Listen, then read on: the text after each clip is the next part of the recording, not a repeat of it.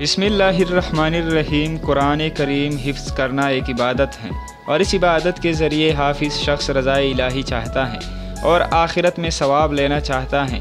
اگر حافظ کی یہ نیت نہ ہو تو پھر اس کو کچھ بھی اجر نہیں ملے گا، اور اس عبادت کو غیر اللہ کے لیے بجا لانے پر عذاب دیا جائے گا۔ حافظ قرآن کو چاہیے کہ قرآن مجید حفظ کر کے اس کے عوض میں دنیاوی فوائد کی تمنا مت کرے، کیونکہ قرآن مجید کو یاد کرنا ایسی چیز نہیں ہے کہ جس کے عوض دنیا میں مارکیٹنگ کی جائے، بلکہ یہ ایک عبادت ہے جو انسان اللہ تعالیٰ کے لیے کرتا ہے۔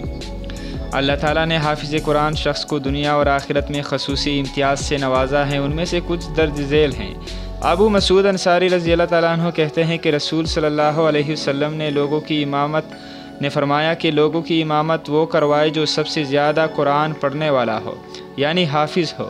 اگر وہ اس میں یکساں ہو تو پھر جو سب سے زیادہ سنت کا علم رکھنے والا ہو، اگر وہ علم حدیث میں بھی یکساں ہو تو پھر جو سب سے پہلے ہجرت کر کے آیا ہو، اگر ہجرت میں برابر ہو تو پھر جو سب سے پہلے اسلام لایا ہو۔ کوئی بھی شخص سلطان کی موجودگی میں سلطان کی امامت نہ کروائے اور نہ ہی اس کے گھر میں اس کی خاص مسند پر بیٹھے۔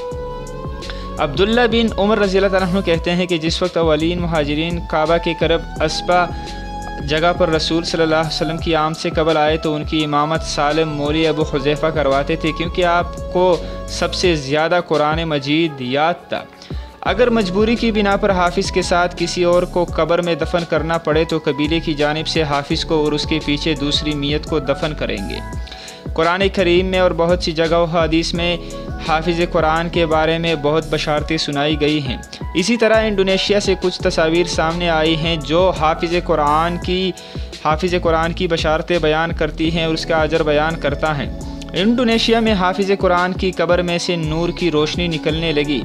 دفناتے وقت سبحان اللہ، اللہ پاک ہم سب کو قرآن پاک سے محبت کرنے اور روز پڑھنے کی توفیق عطا فرمائے۔ یہ تصویریں آپ دیکھ سکتے ہیں، ایک حافظ قرآن کی قبر سے روشنی نکل رہی ہے جس کے ارد گرد لوگ بھی جمع ہیں اور وہ یہ منظر دیکھ رہے ہوتے ہیں۔